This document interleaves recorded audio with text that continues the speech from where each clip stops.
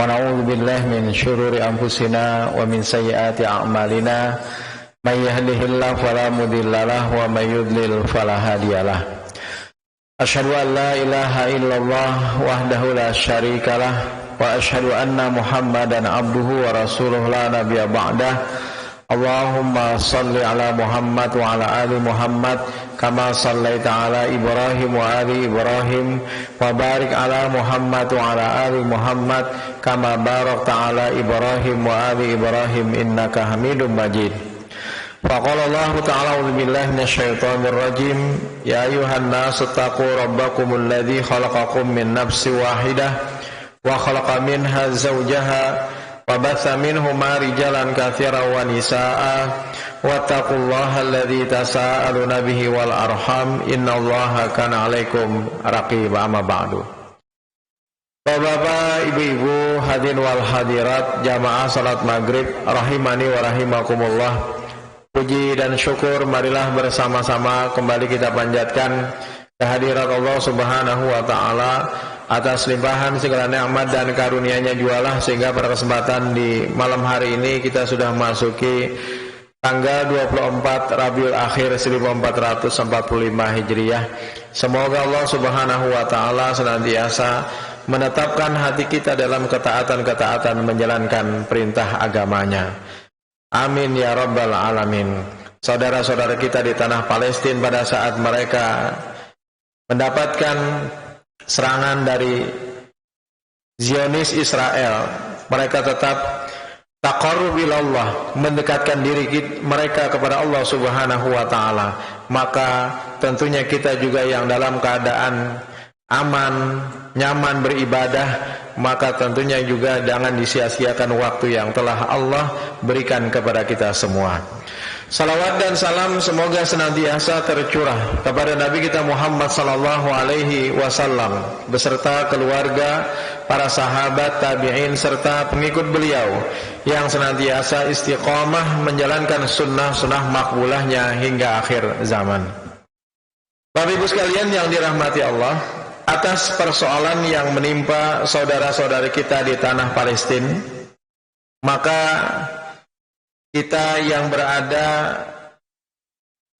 di Indonesia termasuk juga negara-negara dunia lainnya, betapa banyaknya dari manusia melimpah ruah.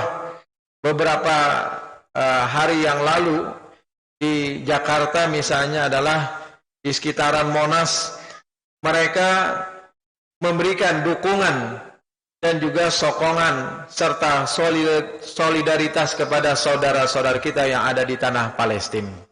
Dan bahkan di belahan dunia lainnya juga tidak mengenal batas agama, tetapi atas dasar kemanusiaan mereka juga mendukung bagaimana perjuangan yang telah dilakukan oleh rakyat Gaza atau juga pada umumnya adalah rakyat Palestina.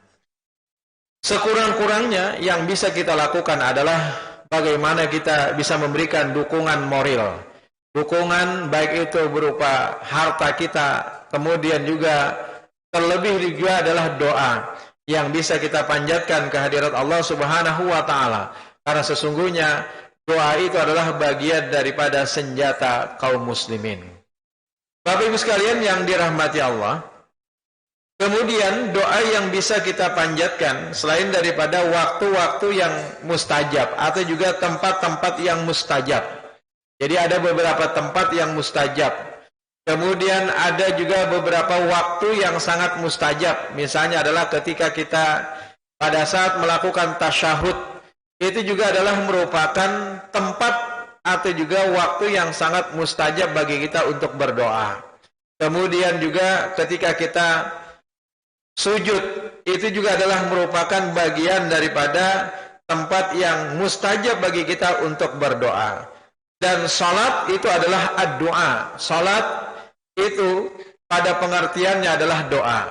Maka itu jikalau seseorang salat, maka pada hakikatnya dia juga adalah berdoa. Termasuk pada saat seseorang membaca suratul Fatihah, membaca surah Al-Fatihah, maka pada hakikatnya sesungguhnya dia berdoa. Dan doa yang ada dalam lantunan kalimat yang ada dalam suratul Fatihah itu adalah doa yang sangat komplit.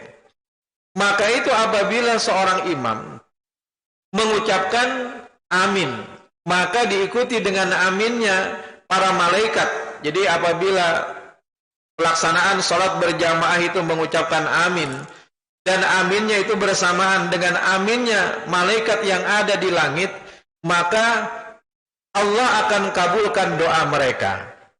Bapak Ibu sekalian yang dirahmati Allah, tempat lainnya yaitu adalah ketika kita setelah i'tidal.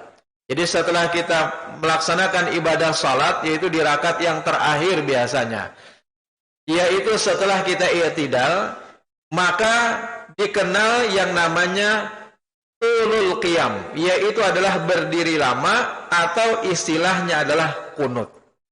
Nah, Bapak Ibu sekalian yang dirahmati Allah, ada beberapa hadis Nabi Shallallahu Alaihi Wasallam yang mensyariatkan bagi kita untuk juga memanjatkan doa atau tulul qiyam pada saat di rakaat yang terakhir setelah kita i'tidal. Jadi setelah kita ruku kemudian sami Allahu liman hamidah i'tidal, maka pada saat itu adalah tempatnya bagi kita untuk juga berdoa kepada Allah Subhanahu wa taala. Bahkan dikisahkan ada beberapa hadis Nabi Shallallahu Alaihi Wasallam. Hadis ini adalah derajatnya hadis sahih kebanyakannya, yang menceritakan bahwasanya Nabi Shallallahu Alaihi Wasallam pernah melakukan yang namanya kunut. Nah, nanti kita akan membahas juga di salat apakah yang Nabi Shallallahu Alaihi Wasallam berkunut. Di salat apakah yang Nabi Shallallahu Alaihi Wasallam berkunut. Bapak Ibu sekalian yang dirahmati Allah, secara bahasa yang namanya kunut itu adalah tulul qiyam, berdiri lama, Pak. Jadi yang namanya kunut itu artinya adalah berdiri lama. Ketika kita salat dengan berdiri lama, maka pada hakikatnya itu juga adalah merupakan bagian daripada kunut. Bahkan dalam himpunan putusan tarjih juga, jadi dalam himpunan putusan tarjih juga telah disebutkan, telah diputuskan tentang yang namanya kunut nazilah. Kunut nazilah ini ada beberapa halaman yang ada dalam himpunan putusan tarjih, misalnya adalah di halaman 376. Silakan pian buka nanti HPT, himpunan putusan tarjih, ada penjelasan tentang kunut nazilah. Kunut tadi artinya adalah taat atau merendahkan diri kepada Allah Subhanahu wa taala. Kunut juga bisa bermakna tidak bicara atau doa dalam sholat.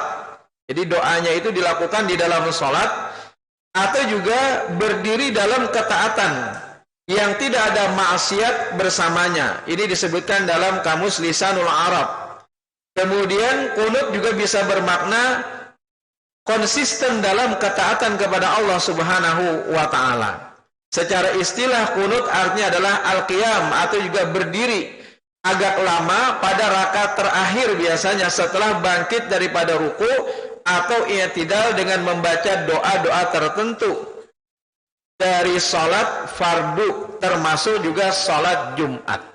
Jadi yang selama ini telah diputuskan oleh majelis tarjih, kunut yang dilakukan itu adalah pada salat-salat fardu, Pak. Pada salat-salat fardu termasuk juga adalah salat Jumat. Nah, nanti kita juga akan membahas adakah tuntunan kunut itu dilakukan pada salat witir. Bapak Ibu sekalian yang dirahmati Allah, Tarjih Muhammadiyah memahami bahwa kunut adalah ketundukan seseorang kepada Allah Subhanahu wa taala dengan berdiri lama di dalam salatnya. Baik itu membaca ayat Al-Quran atau juga berdoa. Jadi pada hakikatnya kita lama berdiri di dalam salat itu sama dengan kunut juga, Pak. Jadi tulul qiyam artinya, kunut itu artinya adalah berdiri lama. Ketika seseorang lama berdiri dalam salatnya, dia membaca Al-Quran, maka pada hakikatnya itu bisa bermakna juga adalah bagian daripada kunut. Jadi kalau kita sholat itu, kalau kita berdiri lama itu bagian daripada kunut. Dalam sebuah hadis Nabi Shallallahu Alaihi Wasallam disebutkan an Jabir qala su'ila Rasulullah Shallallahu Alaihi Wasallam ayyus shalah afdal. Jabir meriwayatkan, ia berkata bahwasanya Rasul Shallallahu Alaihi Wasallam pernah ditanya, salat apakah yang paling utama?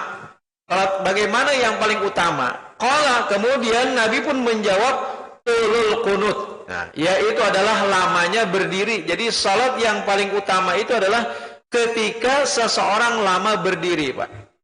Maka itu kenapa dikisahkan Nabi itu salat malam sampai bengkak kaki beliau.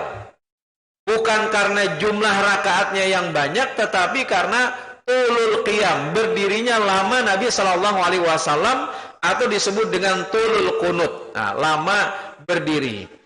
Nah, Bapak Ibu sekalian yang dirahmati Allah,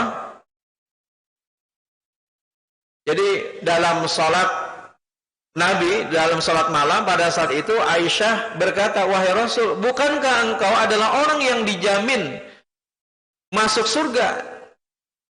Kemudian engkau adalah orang yang tidak melakukan dosa, dalam artian beliau adalah yang diampuni oleh Allah Subhanahu wa taala. Maka pada saat itu Nabi pun menjawab, afala akuna abadan syakura, apakah engkau tidak ingin aku ini menjadi hamba yang bersyukur kepada Allah Subhanahu wa taala. Nah, itu yang pertama, Pak. Pemahaman daripada kunut itu artinya adalah tulul qiyam. Jadi kalau kita sholat berdiri lama itu sama dengan yang namanya tulul qunut, lamanya berdiri. Itu yang pertama. Yang kedua adalah terkait dengan tuntunan untuk berdoa ketika di rakaat yang terakhir setelah i'tidal. Maka juga disebutkan dalam beberapa hadis Nabi Shallallahu Alaihi Wasallam. Pertama adalah wa an Anasin, dari Anas, anna Nabi Shallallahu Alaihi Wasallam qanata syahran, sesungguhnya Rasul Shallallahu Alaihi Wasallam pernah beliau kunut itu selama 1 bulan. Tsumma tarakahu, kemudian setelah itu beliau meninggalkannya. Jadi pada saat itu Nabi Shallallahu Alaihi Wasallam pernah beliau kunut membaca doa, yaitu selama 1 bulan lamanya. Kemudian di dalam riwayat yang lain, hadis ini diriwayatkan oleh Imam Ahmad dan derajat hadisnya adalah hadis sahih. Yang kedua adalah qala Anas, dari Anas, inna Nabi Shallallahu Alaihi Wasallam qanata syahran, sesungguhnya Nabi itu pernah melakukan kunut selama 1 bulan lamanya, Pak. Yada'u, beliau berdoa ala ahya'in min ahya'il Arab thumma tarakahu, yaitu pada saat itu Nabi mendoakan kecelakaan untuk beberapa kabilah-kabilah Arab. Kemudian setelah itu beliau meninggalkannya. Jadi dalam 1 bulan itu Nabi mengutuk, bahasanya mengutuk kabilah-kabilah Arab yang telah berkhianat, membunuh 70 para sahabat Hufaz atau juga Qurra, para penghafal Al-Quran pada saat itu. Hadis ini juga adalah hadis sahih, riwayat Imam Ahmad, Muslim, An-Nasai dan juga Ibnu Majah. Kemudian hadis yang ketiga dari Anas juga, qala qanatan Nabi sallallahu alaihi wasallam syahran yad'u ala ri'lin wa zakwan. Pada saat itu Nabi sallallahu alaihi wasallam kunut selama 1 bulan lamanya, Pak. Beliau mendoakan kecelakaan atas suku Ri'il dan juga suku Zakwan yang telah berkhianat tadi. Hadis ini juga adalah hadis sahih, riwayat Bukhari. Kemudian selanjutnya dari Anas juga, qala Anas. Jadi jalurnya ini banyak, Pak. Nanti bermuara pada Anas. Jadi jalur setelah Anas itu yang banyak sanadnya, jalur periwayatannya. Qala Anas, dari Anas, inna Nabi sallallahu alaihi wasallam qanata syahran, sesungguhnya Rasul itu pernah berkunut selama 1 bulan. Hina qutilal qurra, ketika dibunuhnya para sahabat-sahabat penghafal Al-Quran atau juga qari. Fama ra'aituhu hazina huznan qattu ashadda minhu, dan aku tidak pernah melihat beliau itu merasa begitu bersedih, Pak. Merasa begitu bersedih kecuali daripada kejadian kejadian itu maksudnya. Jadi tidak ada aku pernah melihat Rasul itu sesedih kecuali pada saat terbunuhnya 70 para qurra atau juga para penghafal Al-Quran pada saat itu. Hadis sahih riwayat Imam Bukhari. Kemudian selanjutnya adalah qala Anas, inna Nabiy sallallahu alaihi wasallam lam yakun yaqnutu illa idza da'a liqaumin aw da'a ala qaumin. Telah berkata Anas bahwasanya Nabi sallallahu alaihi wasallam tidak pernah kunut melainkan hanya apabila beliau mendoakan kebaikan bagi satu kaum atau mendoakan kecelakaan atas satu kaum. Hadis ini juga adalah hadis sahih riwayat Ibnu Khuzaimah. Jadi apabila Nabi ingin mendoakan, maka Nabi pun melakukan yang namanya kunut. Kapan kunut yang dilakukan oleh Nabi itu? Nah, kapan kunut yang dilakukan oleh Nabi? Wa an Anasin qala, dari Anas ia berkata, qala kanal kunutu fil maghribi wal fajri. Adalah Nabi sallallahu alaihi wasallam, beliau kunut itu kapan beliau lakukan? Yaitu adalah pada saat salat maghrib dan juga pada saat salat subuh, Pak. Jadi bukan hanya salat subuh, tapi ternyata Nabi sallallahu alaihi wasallam melaksanakan yang namanya kunut itu pada saat salat maghrib atau juga salat subuh. Nanti juga ada hadis yang menyebutkan salat zuhur Nabi pernah kunut, salat asar juga demikian, salat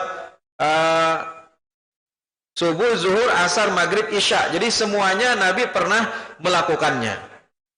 Hadis ini juga adalah hadis sahih riwayat Imam Bukhari. Kemudian wa anil Barra bin Azib anna Nabiy sallallahu alaihi wasallam kana yaqnutu fi salatil maghrib wal fajar. Adalah Nabi sallallahu alaihi wasallam beliau berkunut dalam salat maghrib dan juga salat subuh. Kemudian wa an Abi Hurairah, dan dari Abu Hurairah qala bainama Nabi sallallahu alaihi wasallam yusalli al-isya. Jadi ketika Nabi sallallahu alaihi wasallam salat isya,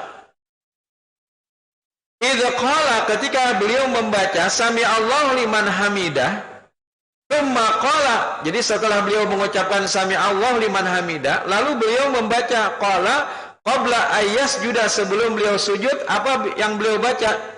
Yaitu adalah Allahumma anji al-Walid bin Walid. Ya Allah, selamatkanlah Walid bin Walid, kata beliau.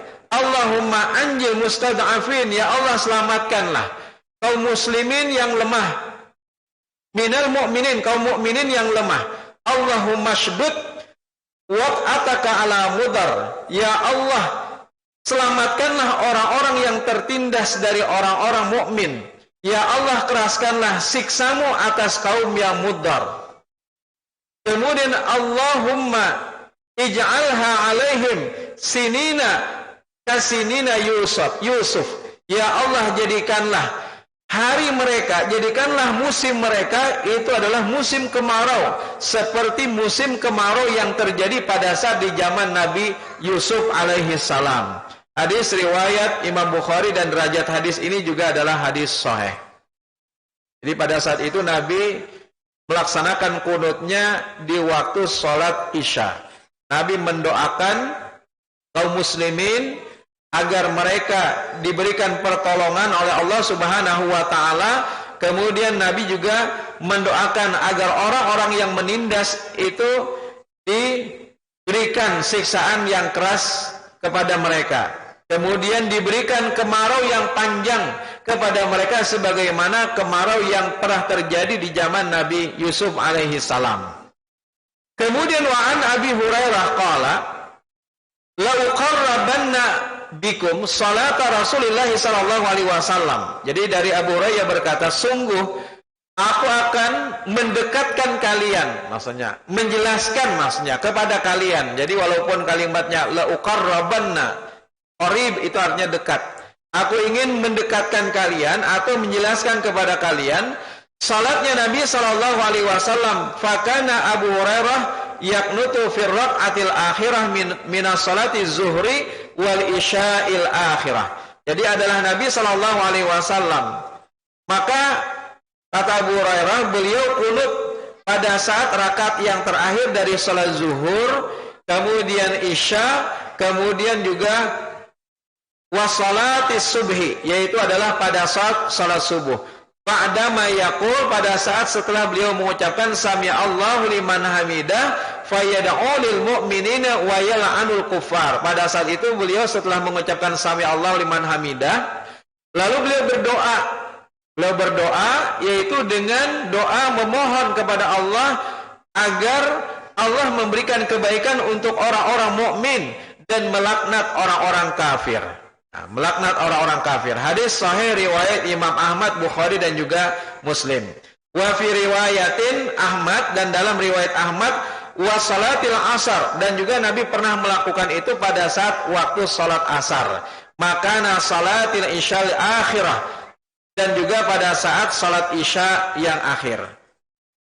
Bapak Ibu sekalian yang dirahmati Allah, kemudian ada lagi hadis dari Ibnu Abbas.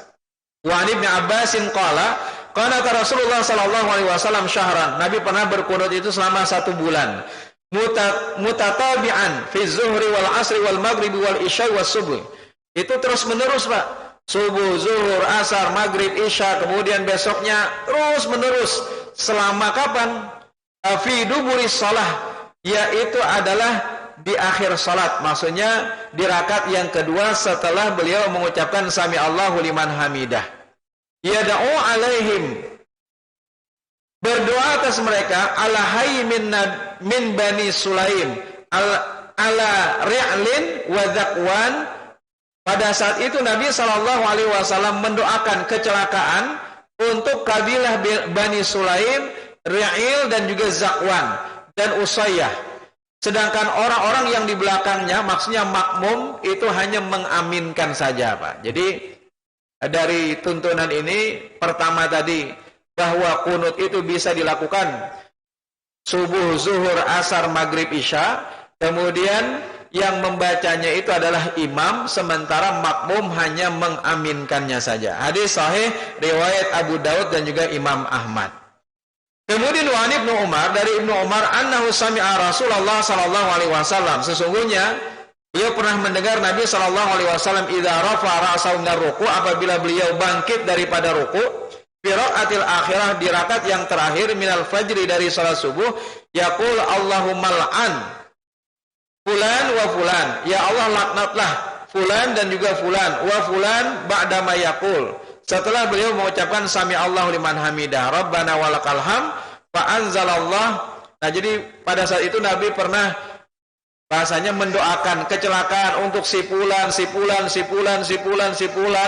yang mereka telah melakukan pembunuhan terhadap qurra atau juga para penghafal Al-Qur'an, orang terbaiknya Nabi SAW. Maka Nabi pun melaknat mereka dengan menyebutkan nama-nama mereka satu persatu, Pak. Si fulan, Nabi sebutkan itu. Kemudian setelah itu turunlah ayat. Nah, ayat Al-Qur'an yang berbunyi laisa laka minal amri syai'un aw yatuba alaihim aw yu'adzibahum fa innahum zalimun. Jadi turunlah ayat yang menyebutkan tentang sesungguhnya itu adalah urusanku, kata Allah. Jadi sama sekali soal mereka itu bukan menjadi urusanmu. Wahai Muhammad, apakah Allah akan mengampuni mereka atau akan menyiksa mereka? Maka sesungguhnya mereka itu adalah orang-orang zalim. Nah, Bapak Ibu sekalian yang dirahmati Allah, lalu setelah mendapatkan turunnya ayat ini, Rasul sallallahu alaihi wasallam setelah itu tidak melanjutkan kunut itu lagi, Pak. Jadi dalam artian Nabi tidak melakukan lagi setelah 1 bulan lamanya. Kemudian Nabi Shallallahu Alaihi Wasallam mendapatkan turunnya ayat dari Allah Subhanahu Wa Taala yang menegaskan sama sekali urusan mereka itu bukan menjadi urusanmu, kata Allah. Ini dari surah Ali Imran ayat 124. Jadi Allah Subhanahu Wa Taala melarang Nabi Shallallahu Alaihi Wasallam untuk melakukan pelaknatan terhadap mereka-mereka yang telah melakukan pembunuhan terhadap para sahabat-sahabat terbaik Nabi Shallallahu Alaihi Wasallam. Bapak Ibu sekalian yang dirahmati Allah, oleh karena itu, pertama adalah bahwa penghususan kunut yang hanya dilakukan pada salat-salat tertentu, maka inilah yang ternyata tidak didasarkan kepada riwayat yang sahih. Misalnya adalah qala Abu Hurairah anna Nabiy sallallahu alaihi wasallam kana la yaqnutu fi salatil fajr illa idza da'a liqaumin aw da'a ala qaumin. Jadi berkata Abu Hurairah bahwasanya Nabi sallallahu alaihi wasallam tidak pernah kunut pada salat subuh melainkan apabila mendoakan kebaikan atau juga atas suatu kaum atau mendoakan kecelakaan atas suatu kaum. Maksudnya beliau melakukan itu pada saat mendoakan qurra tadi. Beliau melakukan itu bukan hanya pada saat salat subuh, tapi juga zuhur, asar, maghrib, isya. Adapun riwayat yang menyebutkan penghususkan fa'amma fis subhi. Adapun kata Anas, inna Nabiy sallallahu alaihi wasallam qanata syahran yad'u 'ala Allah qatili ashabi bi bi'rin ma'unah tsumma taraka, adalah Nabi sallallahu alaihi wasallam pernah kunut selama sebulan, yaitu mendoakan kecelakaan atas orang-orang yang membunuh sahabat-sahabatnya di bi'ir ma'unah atau juga sumur ma'unah. Kemudian beliau berhenti, adapun salat subuh maka beliau terus-menerus melakukan kunut sehingga beliau meninggal dunia. Ternyata riwayat ini adalah riwayat yang dhaif. Oleh karena itulah, pertama adalah kunut yang dilakukan itu adalah kunut nazilah, Pak. Jadi kunut yang dilakukan adalah kunut nazilah. Apa itu kunut nazilah? Kunut nazilah adalah kunut yang kita berdoa kepada Allah Subhanahu wa taala untuk kebaikan atau kemenangan orang-orang mukmin.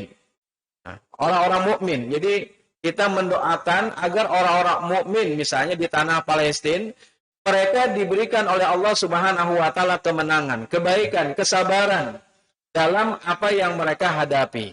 Itu pertama. Jadi silakan kita melaksanakan kunut. Dan itu bukan hanya pada saat sholat tertentu, tapi dari semua sholat yang kita lakukan. Bahkan juga pada saat sholat Jumat nanti, laksanakanlah kunut untuk mendoakan mereka. Dan inilah yang dinamakan dengan kunut nazilah. Nah, kunut nazilah. Nah, Bapak Ibu sekalian yang dirahmati Allah, jadi kunut nazilah ini dilakukan pada 5 waktu sholat. Pada 5 waktu sholat. Kemudian bagi siapa yang membacanya, yaitu adalah bagi imam. Adapun makmum hanya mendoakan saja, mengaminkan saja apa yang telah dibaca oleh imam. Kemudian selanjutnya adalah pertama tadi imam, kemudian sholat 5 waktu yang dilakukan. Kemudian yang ketiga adalah bahwa pelaksanaan doa itu tidak lama, Pak. Jadi misalnya 1 jam, tidak. Hanya beberapa menit saja. Atau mungkin hanya beberapa permintaan. Dan itulah yang dilakukan oleh Nabi SAW pada saat beliau melakukan yang namanya kunut. Jadi dari keterangan-keterangan yang ada dalam doa-doa Nabi SAW ketika beliau melakukan kunut nazilah, itu sangat singkat dan ringkas. Akan tetapi isinya padat serta memenuhi apa yang dimaksud.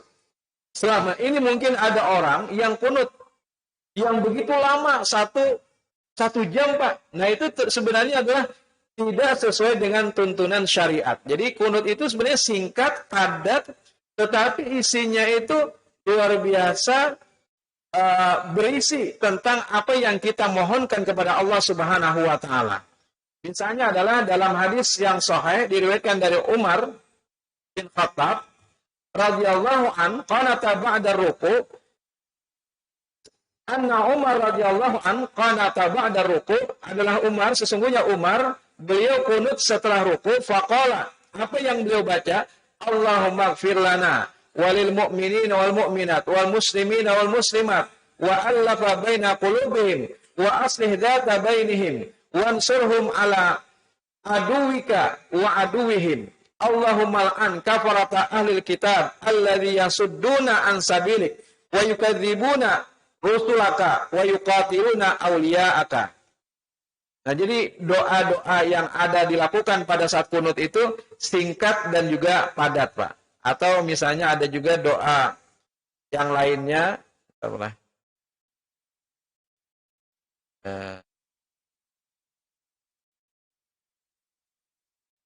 Doanya juga tidak terlalu panjang dalam kunut ini. Sebagaimana yang kemarin dibaca oleh Ustadz Zainal Hakim. Nah, ini juga bisa kita baca. Allahumma alaika bihim fa innahum la yu'jizunaka. Allahumma syattid syamlahum wa farid jam'ahum waj'alid da'irata alaihim. Ya Allah, hukumlah mereka yang menindas saudara-saudara kami di tanah Palestina. Sesungguhnya mereka tak mampu melemahkanmu. Ya Allah, cerai-beraikanlah mereka, porak-porandakanlah kesatuan mereka, dan turunkanlah balasanmu atas mereka.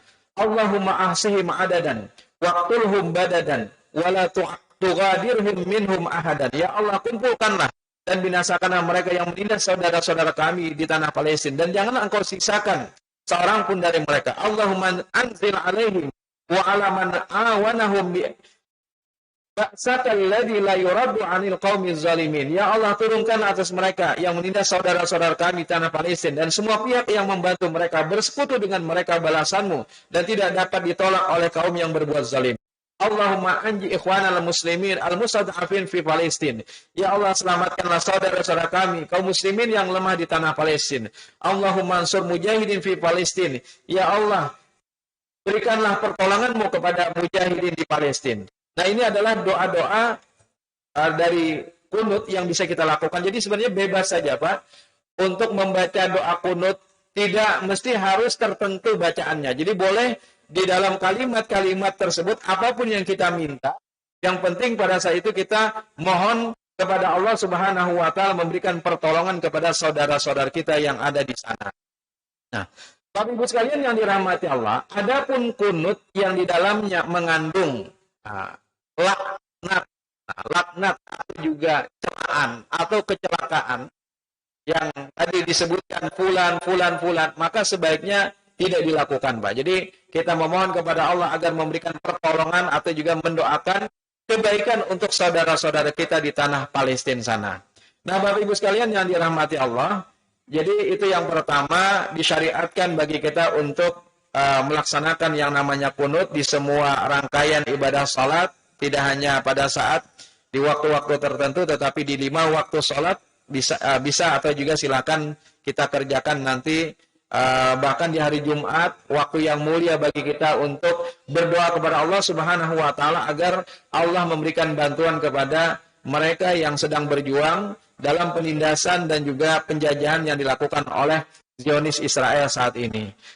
Nah, kemudian yang kedua terkait dengan salat gaib, kunut witir. Nah, selama ini Majelis Tarjih belum menemukan adanya dalil yang sah dari Rasul Shallallahu Alaihi Wasallam berkenaan kunut yang dilakukan pada saat salat witir. Jadi untuk sementara Majelis Tarjih tawakuf, berhenti di dalam melakukan pembahasan itu karena tidak ditemuinya dalil-dalil yang sah yang menyebutkan adanya kunut pada saat salat witir. Jadi kalau memang mau kunut, ya pada saat 5 waktu tadi, Zuhur, Asar, Maghrib, Isya, Subuh, atau juga di waktu salat Jumat saja. Nah, kemudian tentang salat gaib. Gaib bagaimana? Terhadap saudara-saudara kita yang ada di tanah Palestina. Apakah perlu kita melakukan yang namanya salat gaib? Memang ada beberapa hadis Nabi Shallallahu Alaihi Wasallam yang menyebutkan tentang pelaksanaan salat yang pernah Nabi Shallallahu Alaihi Wasallam lakukan. Jadi misalnya suatu ketika Nabi Shallallahu Alaihi Wasallam dikabari bahwa telah meninggalnya Raja Najasyi di Ethiopia atau Habasah pada saat itu. Kebetulan Raja Najasyi ini kan adalah yang mengawinkan Nabi dengan Ummu Habibah pada saat itu. Nah, Raja Najasyi ini juga adalah orang yang sangat berjasa terhadap perlindungan para sahabat Nabi Shallallahu Alaihi Wasallam. Nah, pada saat itu, secara diam-diam Raja Najasyi masuk Islam, tapi tanpa diketahui oleh siapapun, Pak. Nah, pada saat dia meninggal dunia, tidak ada yang mensolatinya. Maka akhirnya Nabi Shallallahu Alaihi Wasallam pun mengajak para sahabat untuk mensolatinya. Jadi, kenapa Nabi melakukan salat gaib? Salat gaib itu adalah salat yang dilakukan tidak ada jenazah di hadapan, tapi di tempat yang lain. Karena pada saat itu tidak ada orang yang melakukan sholat jenazah terhadap Raja Najasyi, maka Nabi dan para sahabat, Nabi mengajak para sahabat untuk mensolatinya. Termasuk juga adalah pada saat suatu ketika Nabi Shallallahu Alaihi Wasallam pernah mensolati seorang penyapu masjid yang dia adalah seorang wanita berkulit hitam yang dia meninggal dunia. Kemudian rupanya para sahabat pada saat itu tidak ada yang mengabari Nabi Shallallahu Alaihi Wasallam. Jadi ketika Nabi Shallallahu Alaihi Wasallam mencari mana wanita yang biasa menyapu masjid, maka Nabi Shallallahu Alaihi Wasallam dikabari oleh para sahabat, sesungguhnya dia telah meninggal wahai Rasul, dan kami sudah menguburkannya. Afala adzantumuni, kenapa kalian tidak mengabariku, kata Nabi, tentang kematiannya. Nah ini juga menjadi dalil Pak, bahwa mengabarkan kematian seseorang itu dituntunkan Pak. Jadi kalau ada yang mengatakan bahwa mengabarkan kematian itu adalah sesuatu yang dilarang karena tidak pernah terjadi di zaman Nabi, ternyata ini adalah dalil yang menyebutkan bahwasanya Nabi Shallallahu Alaihi Wasallam pada saat itu mengatakan, kenapa kalian tidak mengabari kepadaku tentang kematiannya? Qala, kemudian ada yang mengatakan faka'annahum sagharu amraha au amrahu. Pada saat itu para sahabat kenapa langsung menguburkan dan tidak mengabari terlebih dahulu kepada Nabi, karena menyangka Pak, orang ini biasa-biasa saja atau mungkin orang kecil. Jadi luar biasa perhatian Nabi. Nabi tidak membeda-bedakan orang berdasarkan status. Nabi tidak membedakan siapapun Pak. Bahkan hanya seorang penyapu masjid saja Nabi begitu perhatian terhadapnya. Sampai-sampai Nabi mencari, mana tadi kata Nabi, orang yang biasa menyapu masjid. Lalu para sahabat pada itu menjelaskan bahwa dia sudah meninggal dunia. Kemudian akhirnya apa? Daluni ala qabri. Kata Nabi, tunjukkan di mana kuburnya. Lalu Nabi Shallallahu Alaihi Wasallam ditunjukkan kuburnya oleh sahabat. Kemudian fasalla alaiha. Lalu Nabi mensolati di atas kuburnya Pak. Maksudnya di sisi, bukan dijajak di atas kuburnya, bukan. Di sisi menghadap kiblat. Jadi satu-satunya sholat yang boleh dikerjakan di kubur itu hanya sholat jenazah Pak. Tidak ada sholat lain yang boleh dikerjakan di kubur, yaitu kecuali hanya sholat jenazah. Kemudian qala, lalu Nabi bersabda, inna hadhil kubur mamlu'atun. Sesungguhnya kubur itu adalah tempat yang sepi.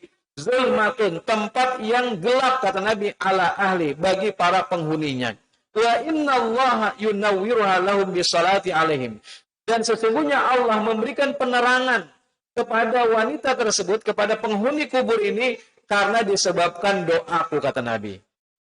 Nah, Bapak Ibu sekalian yang dirahmati Allah, jadi tuntunannya bahwa sholat jenazah itu boleh dilakukan di atas kubur. Kalau misalnya kada sempat Pak, misalnya ada anak yang dia kesulitan dapat tiket, sementara penyelenggaraan jenazah terhadap ayahnya sudah dilakukan. Bahkan sampai sudah dikuburkan. Dia baru datang misalnya beberapa jam kemudian. Dia belum mensolati. Maka pada saat dalam kondisi yang seperti itu, dia boleh mensolati di atas kuburnya. Kubur ayahnya. Dia mensolati walaupun sebenarnya hukum dari sholat jenazah itu fardu kifayah. Fardu kifayah itu artinya apa?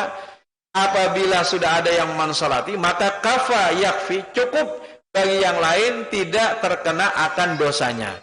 Nah, tapi kalau tidak ada yang mensolati, maka semuanya akan kena dosa. Tetapi kalau sudah ada sebagian yang mensolati, maka yang lain sudah gugur kewajibannya. Nah, kembali kepada sholat gaib tadi. Kalau memang sudah ada yang mensolati di Palestina, maka kita di sini cukup hanya mendoakan. Jadi tidak perlu melakukan sholat gaib. Sekalipun ada anjuran dari MUI, ada juga anjuran dari DMI ya Pak, Dewan Masjid Indonesia, dan juga ormas yang lain. Tetapi sebenarnya dari segi hukum yang sebenarnya, kalau sudah ada yang mensolati di sana, maka sudah gugur kewajiban bagi kaum muslimin yang lain. Tinggal mungkin kita mendoakan saja bagi mereka saudara-saudara kita yang ada di tanah Palestina sana. Demikian yang bisa saya sampaikan pada kesempatan di malam hari ini. Mudah-mudahan bermanfaat bagi kita semua. Subhanakallahumma wa bihamdika asyhadu an la ilaha illa anta astaghfiruka wa atubu ilaik. Wassalamualaikum warahmatullahi wabarakatuh.